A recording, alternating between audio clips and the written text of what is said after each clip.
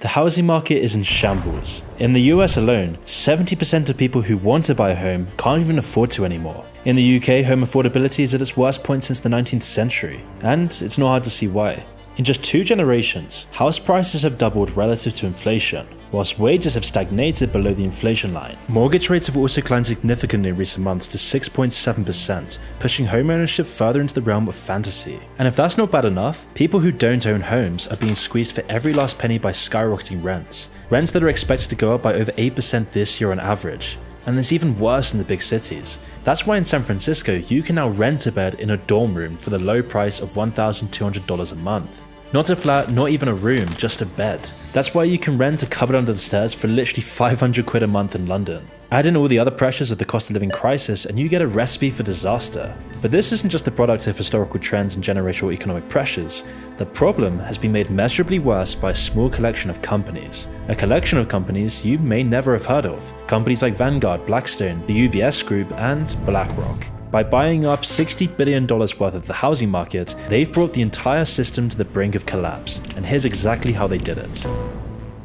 You see, right now, Wall Street is getting deep into single-family homes. Companies like Vanguard and BlackRock oversee trillions of dollars on behalf of their clients, putting it wherever they think will make the most money. And one of these is the housing market. Using their immense purchasing power, these trillion-dollar companies have the ability to price out regular people with ease, sometimes offering 50% over the asking price just hours after the houses are being listed. In 2022, nearly a quarter of the homes put on the market weren't bought by the families that needed them, but instead by institutional investors. That's nearly double the 12% it was last year. However, 15 years ago, this wasn't happening at all. With very few exceptions, Wall Street stayed entirely separate from these homes. Instead, they bet their billions on mortgage bonds, financial products that gave returns based on regular people paying their mortgages. So then what changed here? What happened? Well, it all started when the bank's beloved mortgage bonds dropped sharply in value after a housing market crash, putting the whole world into a financial crisis. You see, because the banks had leveraged so much money on housing going up, it was catastrophic when they didn't. Some of the world's biggest banks like Bear Stearns and Lehman Brothers went straight into the ground, with government bailouts eventually costing taxpayers billions. And this disaster sent ripples throughout the entire global economy, leading to one of the biggest economic crashes in modern history. It was the worst day on Wall Street since the crash of 1987. From the financial capital of the world, the opening bell is going to ring in 5 seconds, and to be honest with you, we wish it wouldn't. Meanwhile, hundreds of thousands of families lost their homes in carnage over the next few years as housing prices continued to fall. But Wall Street, who were almost entirely to blame for the crisis, saw an opportunity. One company that made their name from the crisis was BlackRock. You see, BlackRock was hired by the US government to oversee massive amounts of money and assets that were left behind by the crisis. Using this money and the connections they brought with them, BlackRock became a multi-trillion-dollar giant. Other companies went down a different path. Instead of putting money into mortgage bonds and profiting from the housing market that way, they could make a fortune by buying the houses outright. After all, the massive amount of foreclosures meant that tons of homes were being sold cheap and there still wasn't enough demand. More houses being bought would give a stagnant housing market the boost it needed. So the government stepped in and offered these institutional investors a way to fill the gap, giving them almost exclusive access to hundreds of thousands of foreclosed homes. Some of these were sold for as little as $50,000 or $60,000, but most hovered around the $100,000 to $150,000 range. And years later, this would prove to be a catastrophic mistake.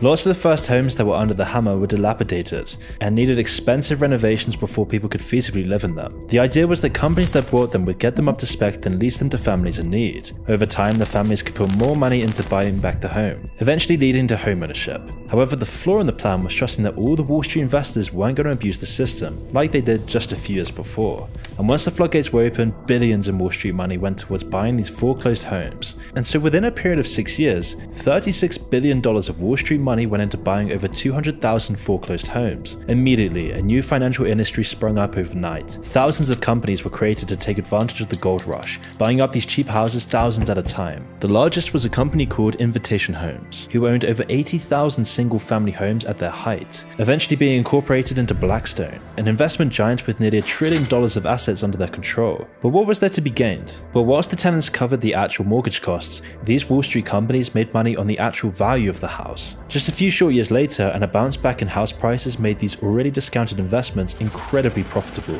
What's more, the homes could be used as equity to secure loans, letting these companies gain millions more to invest in whatever they wanted. This would often end up being more single-family homes, unsurprisingly. However, one problem was immediately apparent to anyone who ended up renting these homes. These massive financial companies were awful landlords. The days of an understanding and beneficial relationship between two local people were gone. Instead, the victims of the crash were often left paying rent on houses they used to own to a mishmash of shell companies and firms that were located hundreds of thousands of miles away. Then when they bought the homes, the bare minimum in repair and renovation costs was paid. As long as they were presentable at the first viewing, it really didn't matter what the long-term problems were. Although a few years later, and the returns were drying up as the market stabilized, and this meant that the companies who now own the houses needed to cut their costs in other ways. And so this would involve firing some of the support staff, increasing rents by a predatory amount, and pushing more responsibilities onto renters. Things that used to be the landlord's responsibility, like repairs and keeping the house livable, were suddenly added to new contracts. If the renters didn't sign, then they were often evicted. And the bottom line is that this was a huge shift of capital from regular working people to Wall Street millionaires and billionaires. And it was only just getting started. While these problems have continued to this day, the real value from single-family homes comes from their value as financial assets. One way which the Wall Street investors can make buckets of money was by using the homes to interfere with the housing market. Not on a global level, at least not yet. Instead, firms made sure that when they bought houses in bulk, they were all in the same place. This way, single entities could gain massive influence on the housing market in any given area, allowing them to easily jack up rents and costs. Then, a few years later, they could sell the houses at an inflated price and pocket the difference. Some cities were hit particularly hard. In August 2012, investors bought nearly 40% of all the houses on sale in Phoenix, which inevitably meant that house prices went up by 34% a few months later, pricing out all the regular people who would have bought the houses, whilst creating more crooked and exploitive rentals. And unfortunately, the story hasn't changed much today. The only difference is the scale and the fact that they aren't foreclosed properties anymore. Now Wall Street has moved into the general market. And we've already mentioned Blackstone, but they're just one of the premier firms involved in this grim business. A large part of their dollars in managed assets is tied up in housing and single-family homes. In 2021, they signed a $6 billion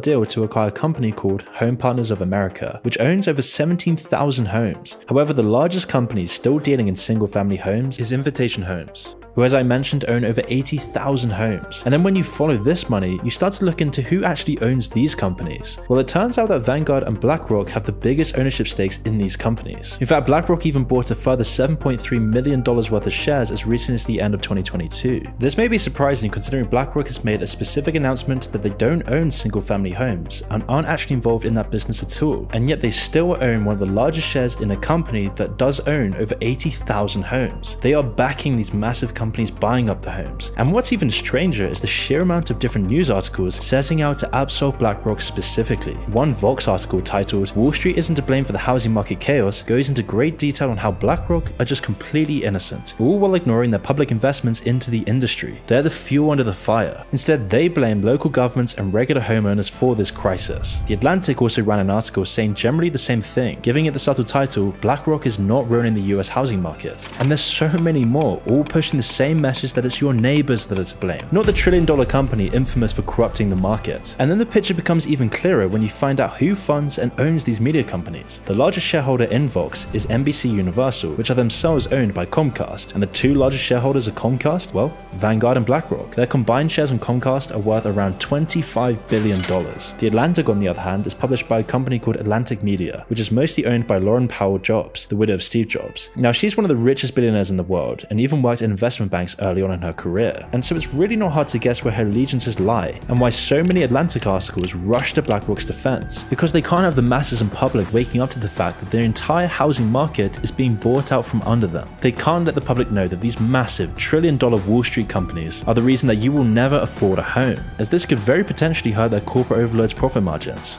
Unfortunately though, buying out people's homes is just a small part of BlackRock's unimaginably huge portfolio of investments. In 2022, nearly a quarter of the homes put on the market weren't bought by families that needed them, but instead by institutional investors. That's nearly double the 12% it was last year, and all of this turmoil culminated with news that terrified markets. One of the most advanced mathematical models in the world now predicts a 98% chance of recession. Of course, with this announcement, nearly every major stock went down, bringing the S&P 500's losses to around 3% for that month, and around 23% from their peak, leaving us all asking, wait, I'm diversified, why is my portfolio still getting wiped out? Because according to the biggest firms in the world, we're we're not diversified in the right way. See, Goldman Sachs just released a shocking report, saying the classic stock bond strategy won't be enough to keep investors afloat, as it's already lost an average 25% last year. As a result, Goldman says the ideal allocation for stocks has shrunk from 60% to around 45%. So what do they recommend you do with that difference in order to salvage your stolen returns? Invest in real assets like art. Goldman says it can protect your purchasing power even in times like these, and data shows that the last time inflation was this high, contemporary art appreciated more than even real estate, at an average of 20% per year. And so you're thinking, that's great, but how do I invest in art? Well, with Masterworks. It's a unique platform that lets you invest in contemporary art by legends like Picasso and Banksy, but just for a fraction of the full price. So when they sell a painting you're invested in, you see a share of the potential profits. So far, Masterworks has had 11 exits, the last 3 returning 10, 13, and 35% net to investors, including thousands of Moon subscribers. As a result, Masterworks' offerings have sold out in under an hour, and there is a waitlist, but you can skip it by clicking the link in the description below. BlackRock manages trillions in assets for their clients, which are mostly other Wall Street banks and pension funds. With these trillions, BlackRock, Vanguard, and others have bought a large chunk of the world's economy, owning huge shares in Apple, Facebook, Nike, General Electric, Fox, Disney, Microsoft, Paramount, IBM, Tesla, and Google. And the list just goes on and on and on. BlackRock and Vanguard have a stake in all levels of society. And regardless of all the other problems that comes with this massive amount of control, studies have shown that competing companies having a shared ownership is toxic to their industry, and the inevitable conclusion that comes with it results in higher prices whilst quality and quantity of goods and services falls. Articles defending these practices often point to the fact that BlackRock is only overseeing other people's money, and that it's their clients that own all of this wealth. But this is a very clever way of misdirecting valid criticism, which is made all too clear when you look at where BlackRock's $8.5 trillion under management comes from. The vast majority of BlackRock's assets come from investments from other massive Wall Street financial companies. 72% of their assets are managed on behalf of other financial institutions, and insurance companies claim another 20%, leaving just 8% of their assets being owned by companies in other industries. And an even smaller proportion of this 8% comes from regular people and small businesses. I mean, it's not an over-exaggeration to say that BlackRock is Wall Street. So even though BlackRock says it's their clients which own the assets, their clients are nearly always just other massive banks or companies. And by putting their money in BlackRock's hands, they place this into the care of a loyal and trustworthy representative, as they know BlackRock will act in their interest because BlackRock's survival is dependent on their money. But why is BlackRock in such a powerful position on Wall Street? Why are they able to have so much leverage over the world's economy? Well, Aladdin is the ace up BlackRock's sleeve, and it's what separates them from the competition. Now, Aladdin is a computer software first created in 1998. It was a primitive program designed to predict the future of the stock market and what investments are most likely to be profitable. But after 25 years of tinkering, improvements, and technological progress, it's turned into an absolute monster. It represents the state of art in AI and algorithmic technology, and by studying countless terabytes of data, Aladdin's main goal is to read the future. And its financial predictions and assessments are really scarily accurate. So accurate, in fact, that over the course of 2020, Aladdin was trusted to manage over $21 trillion. Now, Wall Street and the major banks are profiting off this technology enormously, and every time someone uses this technology, this then goes back to BlackRock themselves, who charge fees for every penny that Aladdin handles. But what Aladdin really represents is the technocrat ideal of being able to control risk and the future. Every line of code in Aladdin is aligned towards the ultimate goal of averting and avoiding risk. By analyzing the past, Aladdin can keep the system running in perpetuity. And this is another reason that Wall Street and the financial world at large is so enamored with Aladdin. His job is to keep the system which has made them all so rich completely intact. So any money they put into Aladdin only furthers this cause. It's a positive feedback loop, and it's growing exponentially. For example, in 2013, Aladdin controlled 7% of the world's financial assets, but today this is more than doubled. And if money equals power, then Aladdin represents the most powerful entity the world has ever seen. And Aladdin is only the puppet of BlackRock. BlackRock is the one overseeing all of this power. They're the ones with control over all of this money. And again, the media establishments partially owned by BlackRock are quick to point out the fact that it's BlackRock's clients that actually hold the power. But BlackRock themselves have admitted that they control all of the decisions and weight behind investments. Now, legally, BlackRock has full control over the influence their investments have, despite the fact that they're not technically owned by BlackRock. And because BlackRock shares in companies are so large, they often get a seat on executive boards and a large share of voting power. And behind the doors, BlackRock and other companies like them have untold influence on the decisions of the largest companies. And the soft power that BlackRock has is immense. I mean, Larry Fink, the founder and CEO of the company, is always regularly brushing arms with world leaders. He attends the G20 meetings, where he recently just gave a speech to world leaders, and regularly holds one-to-one meetings with presidents like Emmanuel Macron. And BlackRock particularly has huge influence over the US government. Ever since the US government gave BlackRock complete control of the assets that came out of the financial crash in 2008, there's always been a very special relationship between the two entities. I mean, all the presidents have consulted with Larry Fink on financial matters, with BlackRock executives gaining hugely powerful government positions, like Brian Deese, a former BlackRock executive that now leads Biden's National Economic Council. I mean, the US government has so many ex-BlackRock employees that they might as well just be another one of their investments. And this is also that BlackRock can maintain their immense power and keep the status quo in check. But in fact, this has been going a step too far in recent years, as BlackRock in classic fashion has quantified their own political agenda into an investment rating metric, where they give each company a quote ESG score based on sustainability and other humanitarian concerns. The only problem is that it's all just greenwashing. I mean, despite these noble claims of helping humanity, BlackRock is still heavily invested in fossil fuels and other companies that run completely opposite to their broadcasters' ideals. They don't mind funding sweatshops in China, as long as their investments in Nike and Apple continue to be profitable. And yet on the surface, they push the environmentalist agenda hard. And it's in this way that BlackRock represents the entire corporate ideology of empty activism. By saying the right things and enforcing their own political policies, BlackRock can pretend to be a force for good in the world, all whilst doing nothing to actually help society. We're one of the fastest growing companies related to decarbonization. In fact, they only condemn companies and counsel companies that don't follow their political agenda. But nowadays, people are waking up to this. More and more, we see more criticism of BlackRock and their influence in the entire global economy.